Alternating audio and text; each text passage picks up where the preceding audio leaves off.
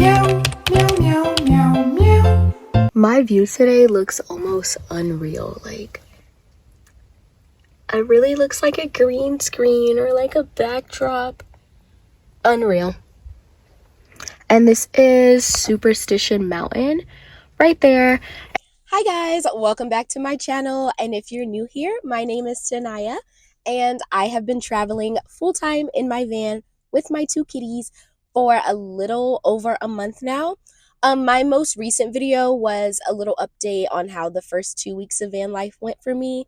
And then my video before that was the van tour. So if you want to have a little catch up real quick before you watch this one, feel free to click on over to those. For the past month, I have just been like back and forth between Arizona and California, just trying to experience different places in Arizona that I hadn't seen within the past 2 years that I've lived here.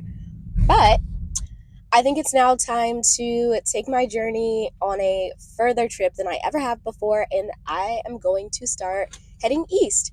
As of right now, I don't have a itinerary of what route I'm going to take. I was thinking about just going straight through, but now I don't know if I want to like go up and down, and we'll just see where I end up. But I do know my first stop, which I'm not going to tell you guys yet. You'll see in the next video. For safety reasons, I want to just post when I'm already gone from the place. I don't want to tell you guys before. But for today, I need to run a few errands. I am back in Phoenix for a little bit. Just had to pick up a few packages, see a few friends before I set off on this long road trip.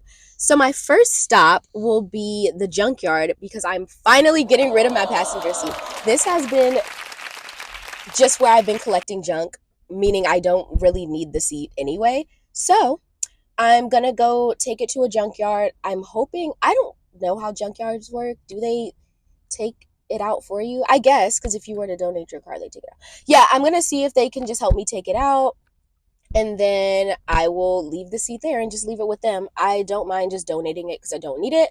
And then my idea to put in place of the seat is going to be a bathroom, I guess I'll call that area, because I'll put my toilet over there and I'll also set up a little space for their litter box. And I just have this whole idea, so I'm hoping it works out good. But anyways, first order of business is finding a junkyard. See you guys there. So update, after calling around to about 10 different places, I finally found a place that accepts seats, but you do have to have the seat taken out before donating it, which I figured, but at the same time, I think my logic was going towards, well, if someone was to give their car to a junkyard and they were to pull it apart, they would have to pull it apart anyway, so maybe someone could help me pull it apart. I don't know. I guess I was wrong.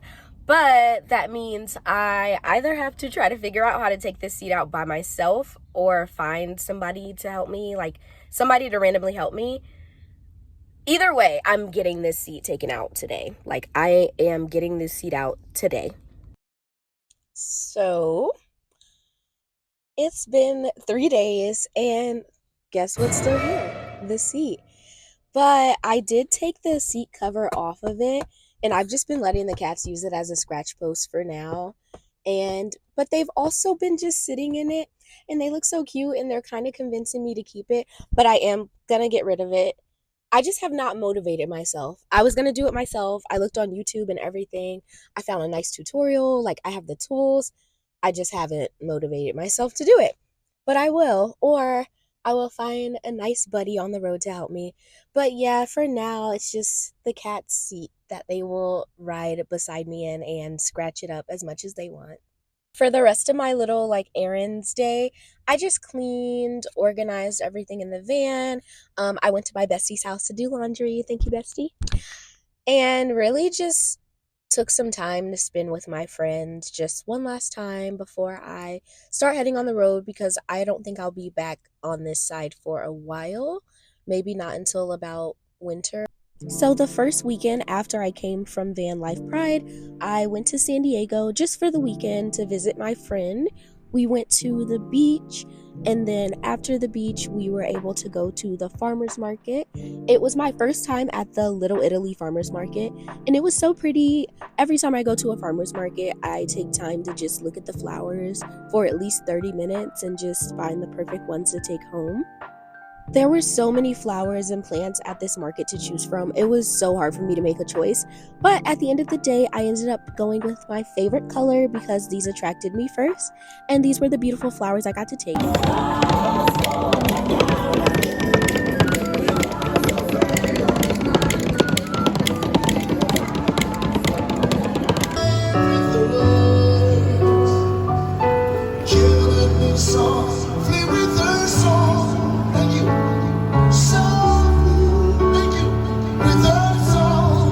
Of course, right as we were getting into the market, it started raining.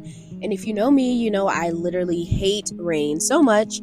But I just tried to make the most of it and romanticize it as best as possible by just staring at it through my van window, pretending like I was in a movie or something. And there was a pretty rainbow after, so I guess that made it all worth it. I ended up camping in a random parking lot just to stay close to everything all weekend. And this is like the view of the street that I stayed on. Lately, I've been focused on crocheting a lot more just because it helps when my brain seems to be going at 1,000 miles an hour and I just have so many thoughts. And I actually got so good at making these little flowers. Hi, Tanaya. Little Betty. How do you guys feel about me living in a van? I'll let you happy first. for you. Okay, how do you feel? Jealous. I want to be you. Stop. House on wheels. Get to House on wheels. everywhere you want to go. You are a free bird, baby girl. Go wherever with your kitties. So I'm just selling some crochet stuff today. Here's my little setup.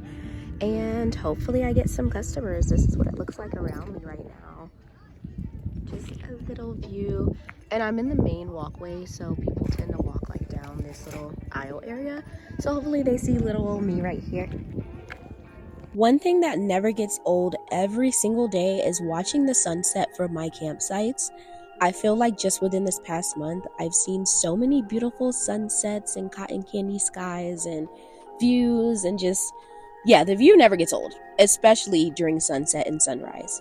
Then I headed on over to Lake Havasu, where I became obsessed with Lake Havasu after like 24 hours. I almost convinced myself to permanently move there. But while in Lake Havasu, I started leash training. She doesn't know how to walk, but that was expected because people told me that they kind of freeze when you put a harness on them, and she's never had a harness or a collar on her, so I think she's a little confused.